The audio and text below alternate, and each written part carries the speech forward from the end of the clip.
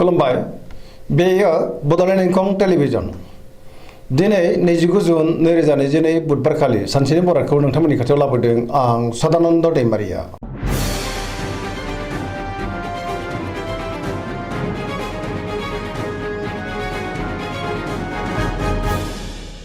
सिगां फरायनो लादों मेष राशि गिबि हांखो अ ल दिनैनि साना जोबोर मोजां बयजोंबो अनजागोन न'खराव दिनै गोजोनै थासारि मोनगोन जेरावबो जाफुंसारगोन मावनो लानाय खामानिखौ थि समावनो आरो गोरलैयैनो मावफुंनोबो हागोन गोसोखौ दिनै जोबोर गोजोननाय मोनगोन देहायाबो दिनै मोजाङैनो थागोन बहानिफ्रायबा मोजां खौरां फैनोबो हागौ रांखावरियाव दिनै जोबोर मोजां गोबां धोन आरजिनोबो हागोन बेफार फालांगियाव जोबोर मोजां मुलाम्फा मोनगोन सोरबा लोगोनिफ्राय थोजासे हेफाजाब मोननो हागौ बिसि फिसायनि गेजेराव अननानै फैगोन बिमा बिफानि अननाय आरो बोरखौबो दिनै मोननो हागोन बहाबा थांनांगौब्ला दिनै जोबोर मोजां आरो मोजाङैनो हान्थिनोबो हागोन गुबुननि गोसोखौ गोरलैयैनो बोनो हागोन गोसोनि बोलोआबो बांगोन समाजावबो दिनै गोबां मान मोननो हागोन लाइमोनफ्रा बहानिफ्रायबा मोजां खौरां मोननो हागौ गोसोआबो दिनै जोबोर रमान्टिक जागोन फरायसाफ्रा दिनै फरायनायाव गोसो दुंखांगोन आरो मोजां फिथाइ मोननोबो हागोन पजिटिभ एनार्जिनि गोहोमबो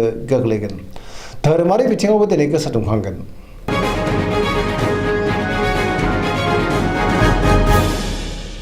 वृष राशि गिबि हांखो इ उ ब दिनैनि साना मोजां आरो गाज्रिनि गेजेरजों बाबेलनांगोन गोसोखौ दिनै जोबोर उसाव बादाव मोनगोन गोसोनि बोलोआ नाथाय लोरबां जागोन मावनो लानाय खामानिखौ मावफुंनो हागोन अब्लाबो नाथाय गोबां नाजानांगोन समाजाव मान मोनगोन रांखावरियाव मोजां बेफार फालांगियावबो मोजां न'खराव दिनै बिसि फिसायनि गेजेराव अननानै फैगोन देहाया बारा मोजां थानाय नङा गोबां रोखोमनि देहायारि जेंनाजों मोगा मोगि जानांनो हागौ जानाय लोंनायाव दिनै सांग्रां जानांगोन गुबुननि हेफाजाबखौ मोननो हागोन सोरबा लोगोनिफ्राय अनसायनाय मोननो हागौ अब्लाबो नाथाय गोसोनि साननायफ्रा देबार नांगोन गोसोआव नेगेटिभ साननाय फैनोबो हागौ नेगेटिभ एनार्जिनि गोहोमबो गोग्लैनो हागौ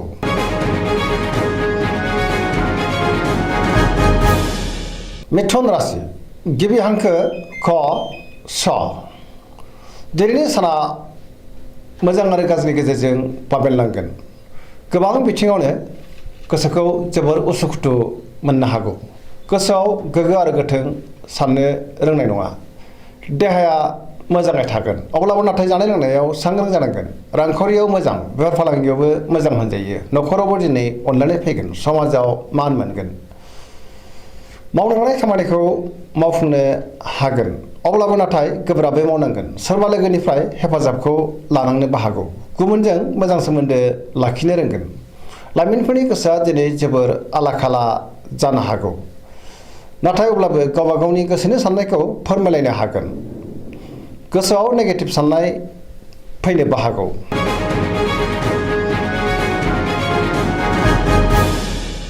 कर्कट राशि गिबि हांखो ड ह दिनैनि साना मोजां आरो गाज्रिनि गेजेरजों बाबेलनांगोन सोरबा लोगोजों एना एनि जानोबो हागौ गोसोनि साननायफ्रा देबार नांगोन गोसोआव नेगेटिभ साननाय फैगोन मावनो लानाय खामानिखौ मावफुंनो हागोन अब्लाबो नाथाय गोब्राब मावनांगोन रांखावरियाव मोजां बेफार फालांगियावबो मोजां होनजायो आयाबो बांनो हागोन न'खराव दिनै अनलायनाय फैगोन देहाया बारा मोजां थानाय नङा जानाय लोंनायाव सांग्रां जानांगोन गोसोखौ जोबोर गिलुं गिलुं मोननो हागौ गुबुननि हेफाजाबखौ मोननो गोब्राब जागोन समाजाव नाथाय मान मोनगोन फरायसाफ्रा फरायनायाव गोसो दुंखांगोन आरो मोजां फिथाइ मोननोबो हागोन नेगेटिभ एनार्जिनि गोहोम गोग्लैनो हागौ सांग्रां जानांगोन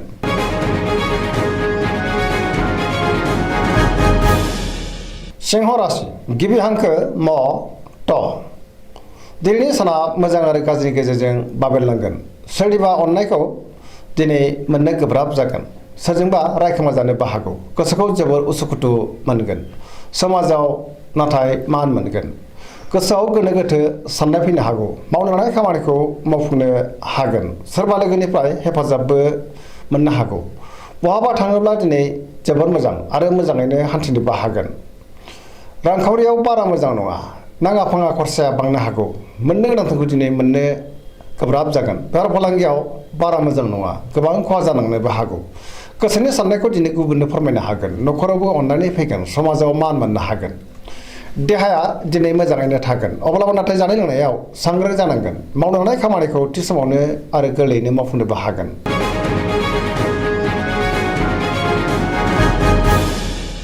कन्या राशि गिबि हांखो प ट दिनैनि साना जोबोर मोजां गोसोखौ जोबोर गोजोननाय मोनगोन पजिटिभ साननाय फैगोन गोथों आरो गोग्गो साननो रोंगोन गियाननि आंखाल जानाय नङा मोनफ्रोमबो बिथिङावनो दिनै जाफुंसारगोन रांखावरियाव जोबोर मोजां अब्लाबो नाथाय खरसायाबो बांगोन बेफार फालांगियाव जोबोर मोजां होनजायो देहाया दिनै मोजाङैनो थागोन गोबां मुंदांखा सुबुंजों लोगो मोनज्लायनोबो हागौ गोबां खामानियाव मुखुबबो थागोन सोरजोंबा बाख्नायजानोबो हागौ गोसोखौ दिनै जोबोर गोजोननाय मोनगोन पजिटिभ एनार्जिनि गोहोमबो गोग्लैगोन जायखि खामानि मावा मानो मोनफ्रोमबो खामानियावनो दिनै जाफुंसारगोन सोरजोंबा बाख्नायजानोबो हागौ लाइमोनफोरा दिनै जोबोर रमान्टिक जागोन आरो गावबा गावनि गोसोनि साननायखौ फोरमायलायनोबो हागोन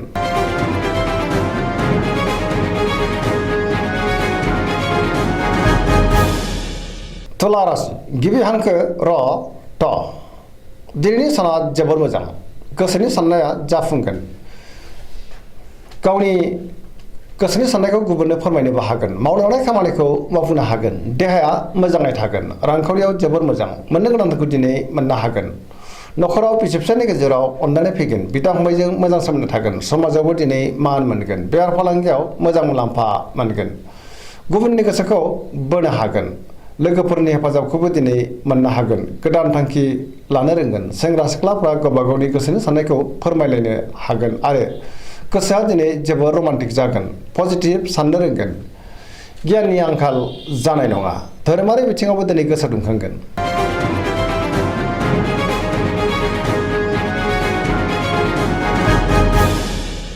वृश्चिक राशि गिबि हांखो न स दिनैनि साना मोजां आरो गाज्रिनि गेजेरजों बाबेरलांगोन गोसोआव गुलुं गुजुं साननाय फैनो हागौ सोरजोंबा एना एनि जानोबो हागौ सांग्रां जानाया गाहाम गोसोखौ दिनै जोबोर उसाव बादाव मोनगोन समाजाव लोगो लेवा बांगोन सोरबा गोजाम लोगोजों बहाबा लोगो मोननो हागौ एबा जानबुङावबो रायज्लायनानै गोसोखौ गोजोननाय मोननो हागौ गोसोआव गोग्गो आरो गोथों साननाय फैगोन मावनो हानाय खामानिखौ मावफुंनोबो हागोन गुबुननिफ्राय हेफाजाबखौबो दिनै मोननो हागोन गोसोनि साननाया नाथाय अब्लाबो देबोर नांगोन गोसोनि बोलोआबो मानिबा जाहोनाव लोरबां जानो हागौ समाजाव मान मोनगोन रांखावरियाव मोजां नाथाय अब्लाबो खरसाया बांगोन बेफार फालांगियाव मोजां देहाया मोजाङै थागोन गुबुननि हेफाजाबखौ मोननो हागौ फरायसाफोरा दिनै फरायनायाव गोसो दुंखांगोन आरो मोजां फिथाइ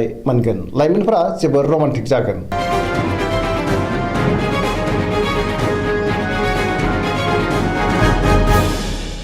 धनु राशि गिबि हांखो ध फ भ दिनैनि साना जोबोर मोजां बयजोंबो गोरोबनो रोंगोन गोसोआव गोग्गो आरो गोथों साननाय फैगोन मावनो हानाय खामानिखौबो थि समावनो आरो गोरलैयैनो मावफुंनोबो हागोन गोसोनि साननायफ्रा मोगथाङाव जाफुंगोन रांखावरियाव दिनै जोबोर मोजां अब्लाबो नाथाय खरसायाबो बांगोन मोननो गोनां धोनखौ मोननो हागोन बेफार फालांगियाव दिनै जोबोर मोजां मुलाम्फा मोनगोन समाजावबो दिनै मान मोननो हागोन देहाया मोजाङै थागोन न'खराव बिसि फिसायनि गेजेराव अननानै फैगोन बिदा फंबायजों मोजां सोमोन्दो थागोन आरो बिसोरनि हेफाजाबखौ मोननो हागोन बहाबा दावबायहैनो एबा हान्थिनो खाबुबो मोननो हागौ बहानिफ्रायबा मोजां खौरांबो फैनो हागौ लाइमोनफोरनि गोसोआ दिनै जोबोर रमान्टिक जागोन आरो गावबा गावनि गोसोनि साननायखौ फोरमायलायनो हागोन पजिटिभ एनार्जिनि गोहोमबो गोग्लैगोन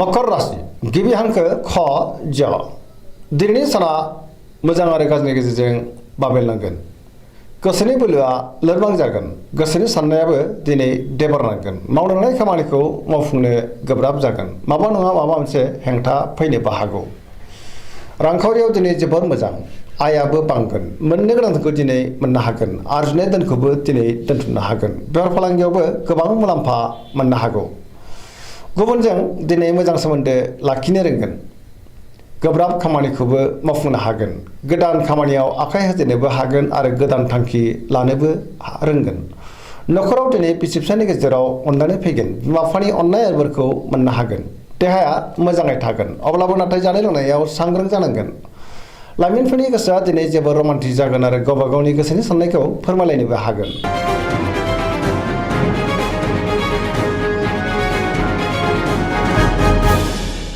कुम्भ राशि गिबि हांखो ग स दिनैनि साना जोबोर मोजां बयजोंबो अनजागोन आरो गुबुनजों मोजां सोमोन्दो लाखिनो रोंगोन। माबा नङा माबा मोनसे मोजां खौरां फैनोबो हागौ। गोसोआव गोग्गो आरो गोथों साननाय फैगोन। पजिटिभ साननो रोंगोन।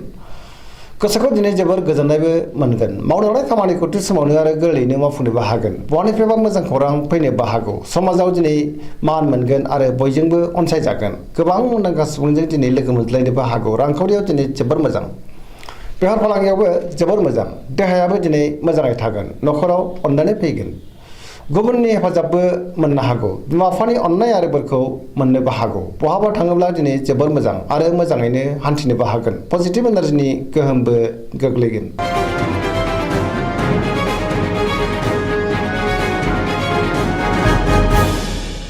मीन राशि गिबि हांखो ड स दिनैनि साना जोबोर मोजां। सुरखौ गोरलैयैनो फेजेननो हागोन। सिगांनि गोबां जेंनाखौ दिनै सुस्रांनो हागोन। गोसोखौ जोबोर गोजोननाय मोनगोन। गोथों आरो गोग्गो साननो रोंगोन। गियाननि आंखाल जानाय नङा। गोसोनि बोलोआबो बांगोन। गावनि गोसोनि साननायखौ दिनै गुबुननो फोरमायनोबो हागोन। देहायाबो मोजाङै थागोन। अब्लाबो नाथाय जानाय लोंनायाव सांग्रां जानांगोन। रांखावरियाव जोबोर मोजां होनजायो। आयाबो बांगोन। बेफार फालांगियाव जोबोर मोजां मुलाम्फा मोननो हागोन। न'खराव दिनै बिमा बिफानि अननाय आरो बोरखौ मोननो हागोन। बयजोंबो बाख्नाय जानोबो हागौ। लाइमोनफोरनि गोसोआ दिनै जोबोर रमान्टिक जागोन आरो गावबा गावनि गोसोनि साननायखौ फोरमायलायनोबो हागोन। गोथों आरो गोग्गो साननो रोंगोन। गियाननि आंखाल जानाय नङा। गोसोनि साननायफ्रा दिनै मोगथाङाव जाफुंगोन। पजिटिभ एनार्जिनि गोहोमबो गोग्लैनो हागौ। सरासनस्रायै दिनै साना जोबोर मोजां आरो मोजाङैनो बारग'लांगोन। दिनैनि राशि फरायथिनाया एसेनोसै। जोबनायाव बेखौनो खावलायो जाहाथे नोंथांमोना सानफ्रोमबो जोंनि बे बड'लेण्ड इंखं टेलिभिजनखौ नायबाय थायो आरो साबस्क्राइब खालामो लोगोसे लाइक खालामो आरो शेयार खालामो। एसेनोसै गोजोन्थों।